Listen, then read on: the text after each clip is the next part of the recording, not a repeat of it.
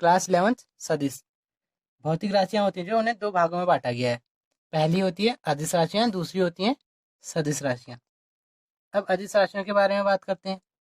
अदिश राशियां क्या होती हैं? ये ऐसी भौतिक राशियां हैं जो केवल अपने परिमाण द्वारा पूर्णतः व्यक्त हो सकती हैं। मतलब कि ऐसी राशियां जिन्हें व्यक्त करने के लिए सिर्फ परिमाण की आवश्यकता होगी। जिनको व्यक्त करने के लिए सिर्फ परिमाण की आवश्यकता होगी, एक ही चीज की आवश्यकता है, परिमाण ही परिमाण की आवश्यकता, उसे क्या बोलेंगे? अदिश राशियां बोलेंगे। अदिश राशियों के उदाहरण क्या क्या हो सकते हैं? लंबाई, द्रव्यमान, आयतन, घनत्व, चाल, ये सब जो है किसमें आते हैं? अदिश राशि में, क्योंकि इन्हें व्यक्त करने के लिए किसकी जरूरत होती है? सिर्फ परिमाण की। ठीक हो गया। अब उसके बाद बात करते हैं सदिश राशियों की। सदिश राशियां क्या होती हैं? ये वे भौतिक राशियां हैं जो परिमाण एवं दिशा दोनों द्वारा व्यक्त होती हैं। अदिश राशियां क्या थी? इनमें सिर्फ परिमाण चाहिए हो रहा था, लेकिन जो सदिश राशियां उनमें क्या क्या चाहिए हो रहा? परिमाण एवं दिशा। जिनमें परिमाण एवं दिशा दोनों की आवश्यकता होती है उन्हें क्या बोलते हैं? सदिश राशियां बोलते हैं। अब सदिश राशियों की डेफिनेशन क्या बनी? वे भौतिक राशियां जो परिमाण एवं दिशा दोनों द्वारा व्यक्त होती है उन्हें क्या बोलते हैं? सदिश राशियां बोलते हैं। सदिश राशियों के कुछ उदाहरण हो सकते हैं: वेग, त्वरण, बल, संवेग इत्यादि। ठीक हो गया। इन दोनों में अंतर क्या है? पहले वाले में सिर्फ परिमाण चाहिए हो रहा है अदिश में, और सदिश में दिशा दिशा भी चाहिए हो रही परिमाण के साथ साथ। अब इसके बाद बात करते हैं सदिश और अदिश राशियों में अंतर की। अब सदिश और अदिश राशियों में अंतर क्या होता है? पहला अंतर तो डेफिनेशन में मिल गया था। सदिश राशियों की व्यक्त करने के लिए दिशा एवं परिमाण दोनों की आवश्यकता हो रही थी, और अदिश राशियों में अदिश राशियों को व्यक्त करने के लिए केवल परिमाण क्या था। पहला अंतर तो डेफिनेशन मिल गया, सदिश राशियों में दिशा परिमाण दोनों चाहिए हो रहे, और अदिश राशि में से केवल परिमाण चाहिए हो रहा है। और दूसरा अंतर, सदिश राशियों के सदिश राशियों के परिमाण या दिशा दोनों के परिवर्तन होने पर राशि में पड़ता है। अब सदिश राशियों में आवश्यकता किस किस चीज की हो रही थी? दिशा और परिमाण दोनों की हो रही थी। तो परिवर्तन कब होगा? जब दिशा और परिमाण दोनों परिवर्तित होंगे। दिशा और परिमाण में परिवर्तन होने के पश्चात ही राशि में यहाँ परिवर्तन होता है। परिवर्तन होता है किसमें? सदिश राशियों में। जबकि अदिश राशियों में परिवर्तन तब होगा जब केवल परिमाण में परिवर्तन होगा, क्योंकि यहाँ आवश्यकता भी किसकी थी? अदिश राशियों को व्यक्त करने के लिए किसकी आवश्यकता थी? परिमाण की थी। तो यहाँ परिवर्तन भी कब होगा राशि में? जब परिमाण बदलेगा। ठीक हो गया। अब जो सदिश राशियां होती हैं, सदिश राशियों को हम कैसे डिनोट करते हैं? सदिश राशियों को हम तीर के द्वारा सदिश राशियों को तीर के चिन्ह द्वारा निरूपित करते हैं। इसे क्या बोलते हैं? वेक्टर है। सदिश से बोल सकते हैं वेक्टर है। और जबकि जो अदिश राशियां होती हैं उन्हें व्यक्त करने के लिए तीर का यूज नहीं होता, इन्हें खाली सामान्य अक्षर द्वारा प्रदर्शित कर सकते हैं। और अदिश राशि के कुछ उदाहरण जैसे समय और विद्युत धारा। समय आगे बढ़ता रहता है, परंतु ये क्या है? अदिश राशि है। इसी प्रकार आवेश का किसी विशेष दिशा में प्रवाहित होना विद्युत धारा कहलाता है, किंतु विद्युत धारा भी क्या है? एक अदिश राशि। अब इसके बाद बात करते हैं सदिश का निरूपण। सदिश के दो भाग होते हैं, एक परिमाण और दूसरा दिशा। सदिश का परिमाण एक सीधी रेखा की लंबाई द्वारा प्रदर्शित किया जाता है, तथा दिशा इस रेखा के किनारे पर तीर लगा के व्यक्त की जाती है। जैसे कोई भी सदिश है, उसका परिमाण कैसे दिखा सकते हैं? सीधी रेखा की लंबाई द्वारा प्रदर्शित हो रहा है। सीधी रेखा की लंबाई द्वारा सदिश का परिमाण प्रदर्शित हो रहा है। और इसकी दिशा कैसे दिख रही है? ये तीर का निशान लगा है, ये दिशा दिखा रहा है। और सदिश का आरेखीय निरूपण कैसे कर सकते हैं? सदिश का ये आरेखीय निरूपण करा है। ये ए है, ये बी है, ये क्या दिखा रहा है? दिशा दिखा रहा है। और इसे क्या बोलते हैं? ये क्या है? सदिश पी है, जो क्या दिखा रहा है? ए बी वेक्टर को दिखा रहा है। ठीक हो गया। ए बी सदिश का परिमाण क्या है? तीर लगा है ना, तीर दिखा रहा है। तीर क्या बता रहा है? सदिश की दिशा बता रहा है तीर। अब इसके बाद बात करते हैं सदिशों के प्रकार की। सदिशों के दो प्रकार होते हैं। पहला होता है ध्रुवीय सदिश, या इसे क्या बोलते हैं? ध्रुवीय सदिश राशियां। और दूसरा होता है अक्षीय सदिश अथवा अक्षीय सदिश राशियां। अब पहले ध्रुवीय सदिश के बारे में बात करते हैं। पोलर वेक्टर, वह सदिश जिसकी दिशा पिंड या कण की गति की दिशा के अनुदिश होती है, उसे क्या बोलते हैं? ध्रुवीय सदिश। ऐसा सदिश जिसकी दिशा पिंड या कण की गति के जहां को गति हो रही वहां कोई उसी दिशा में हो रही है, तो क्या होगा? ध्रुवीय सदिश होगा। अर्थात ऐसा सदिश जिसकी दिशा पिंड या कण की गति की दिशा के अनुदिश होगी, उसे क्या बोल देंगे? ध्रुवीय सदिश बोल देंगे। इसके उदाहरण क्या क्या हो सकते हैं? रेखी संवेग, वेग आदि हो सकते हैं। ठीक है। अब दूसरा सदिश क्या आता है हमारे पास? दूसरा आता है अक्षीय सदिश, एक्सियल वेक्टर। इसे क्या बोल ये बहुत सदिश है जो किसी पिंड अथवा कण के अक्ष के अनुदिश। अब अक्ष के अनुदिश होगा तो ये क्या कहलाएगा? अक्षीय सदिश। अक्ष के अनुदिश होने वाला वह सदिश जो पिंड अथवा कण के अक्ष के अनुदिश होगा वो क्या कहलाएगा? अक्षीय सदिश कहलाएगा। इसका उदाहरण क्या है?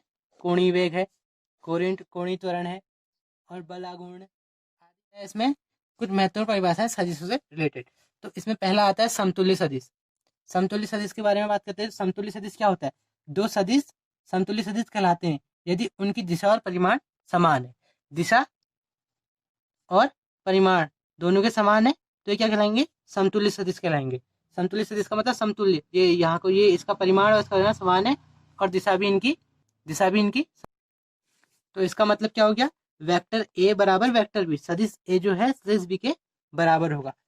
इसके लिए कोई उदाहरण लेना चाहे तो जैसे दो दौड़ते हुए लड़के समान दिशा में दौड़ रहे हैं और समान विस्थापन कर रहे हैं तो ये क्या हो जाएगा? समतुल्य सदिश के अंतर्गत आ जाएगा। ठीक हो गया। इसके बाद बात करते हैं ऋण सदिश।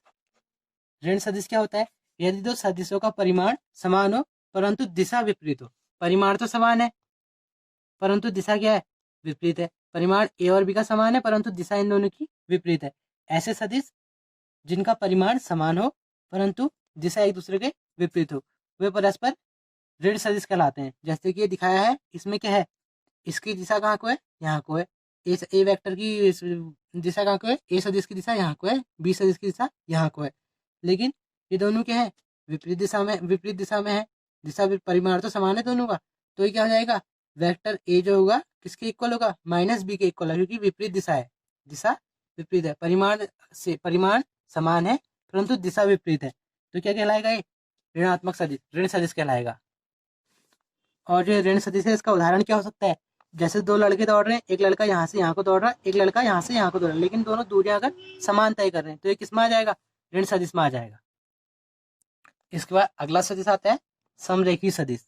समरेखी सदिश क्या होता है? वे सदिश जिनकी दिशा समान है।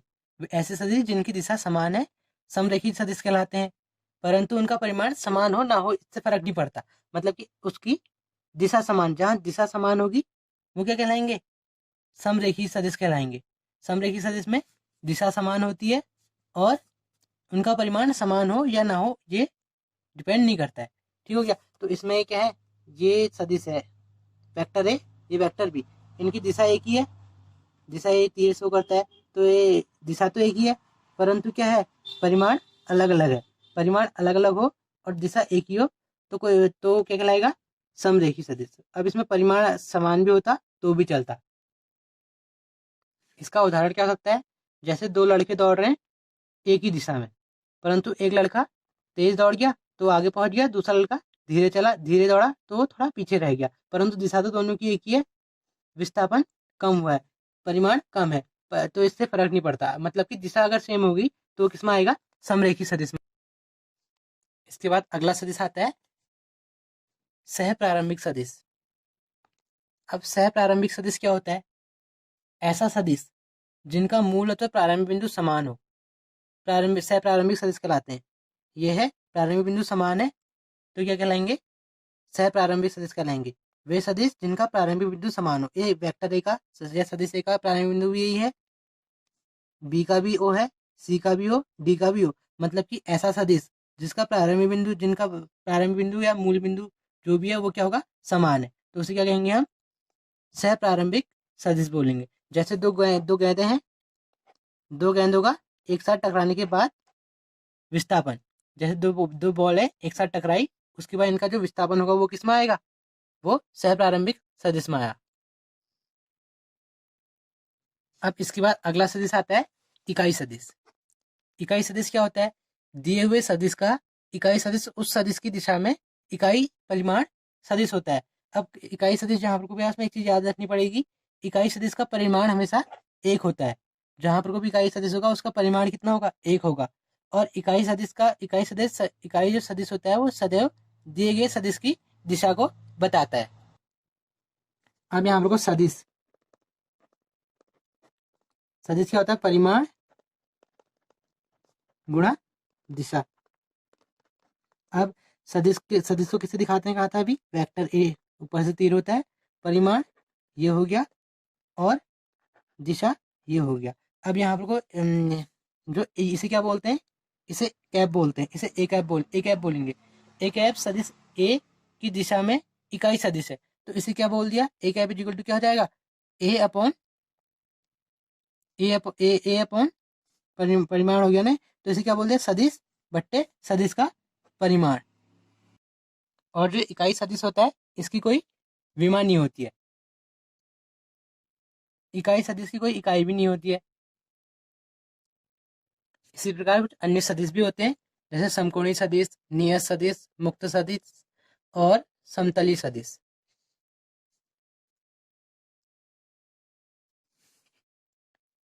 इसी में आगे एक आता है शून्य सदिश। शून्य सदिश क्या होता है, ऐसा सदिश जिसका परिमाण शून्य होगा, ऐसा सदिश जिसका परिमाण शून्य हो और दिशा का कोई महत्व ना हो।